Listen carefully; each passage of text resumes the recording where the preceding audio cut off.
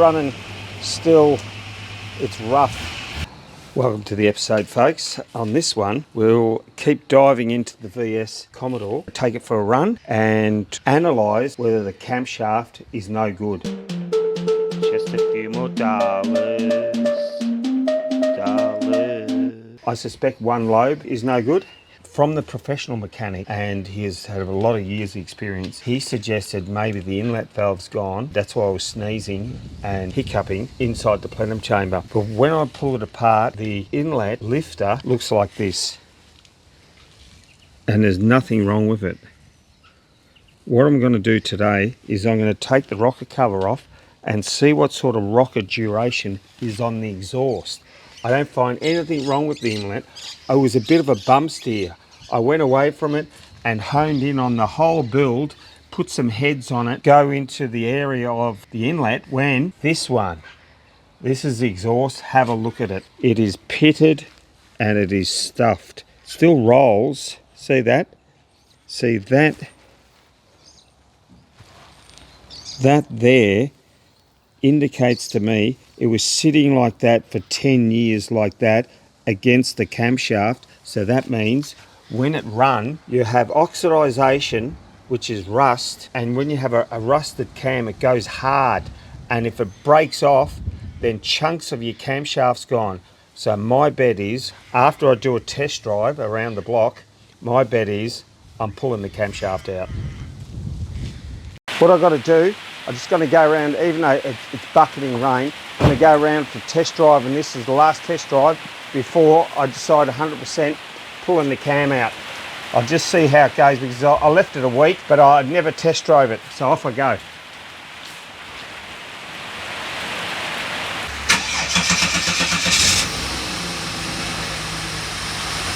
See how we're going to go. It's done 242,000.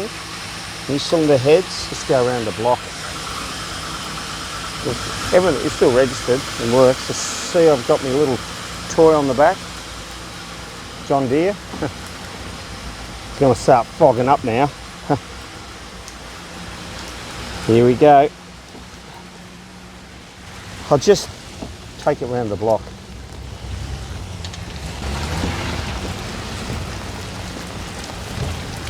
All right.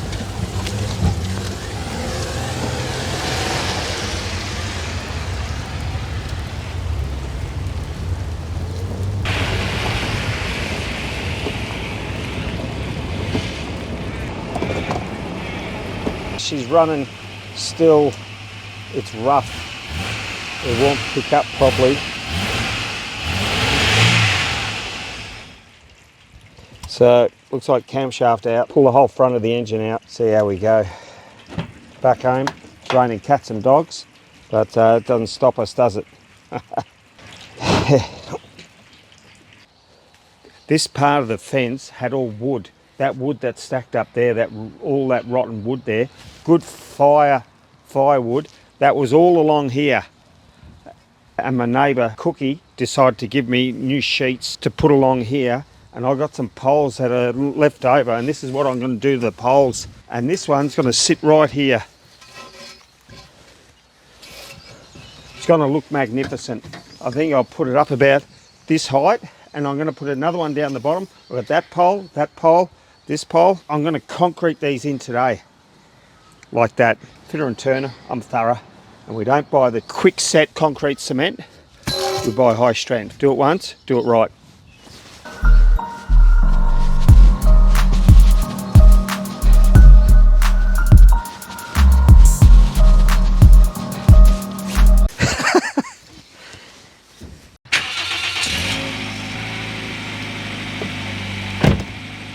Folk, here in Western Victoria, in Australia, we have winter. See how I'm all rugged up? I got a puffy, I got a fleecy, and I got a t-shirt. We're doing it tough here, and you know that. We're in a drought, but it just started raining, and our winter goes for at least 6 weeks.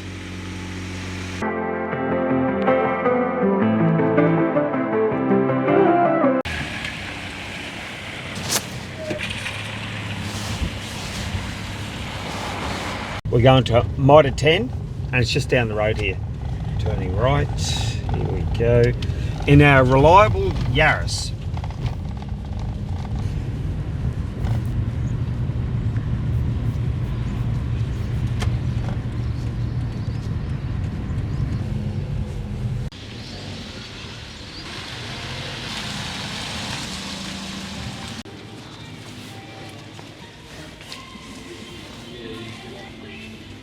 V8 coatings. Got myself some screws for the fence, corrugated tin, and 2 bags of high strength concrete.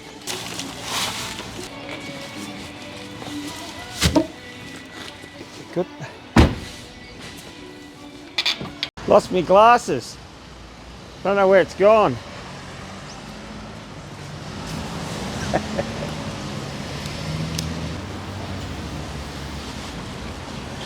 These are 2 poles I'm putting in.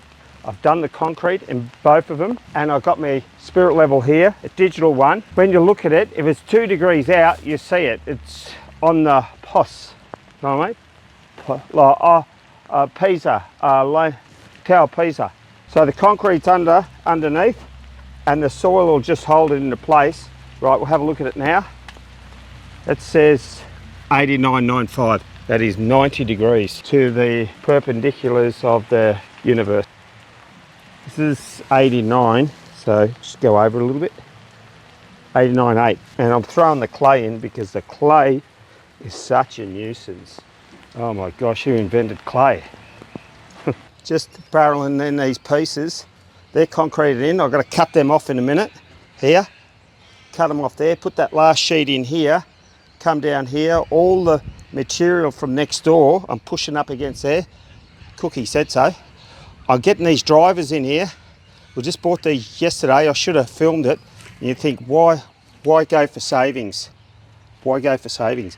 Well, you got your next job to fund, and that packet there was hanging on the shelf for $23, and we seen one in the savings discount clearance one for 15.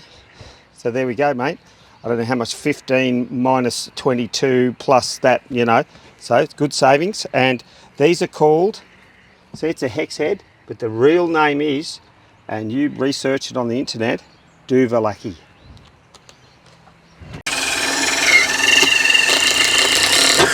Oh, beautiful, huh? No worries. That's what it does. It's self-drilling, see? What about the magpie? He's pinching some food.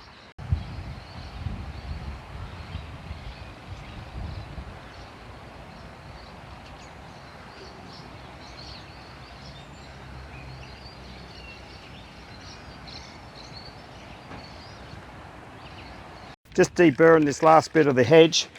Call it a hedge. Hedgerow. Let's go. That's the end of the fence. I just used what I had. See, the pole's a little bit staggered, but it's super strong. We're getting rid of all these bricks. We're clearing this whole area. See this?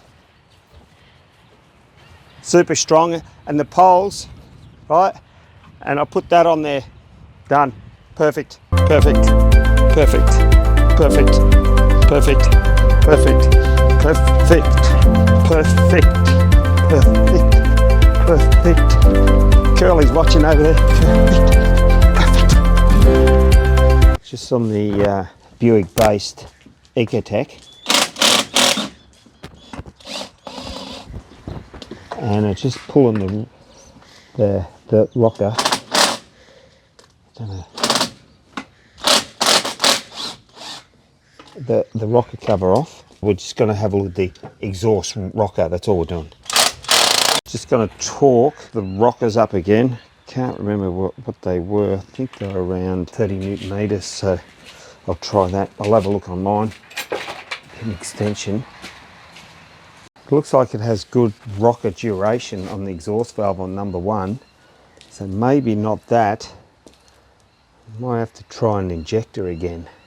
That means you have to take the plenum off, swap the injectors over, and then put it back and then start it. And then try the plug. If the number 1 works, like if it runs rough when you're pulling the injector plug off, then you found it. Thanks for watching, folks. Didn't have that much this week, but we had fun. and we've got a few things done.